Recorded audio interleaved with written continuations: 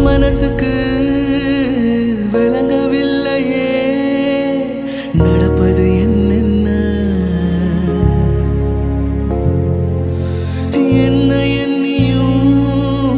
புரியவில்லையே நடந்தது என்னென்ன கோவில் மணியே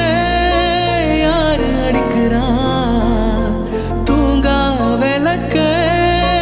யாரு ஏத்துறா ஒருபோதும் அணையாம என்று ஒளிரணும் ஒளியிலே தெரிவது தேவதையா உயிரிலே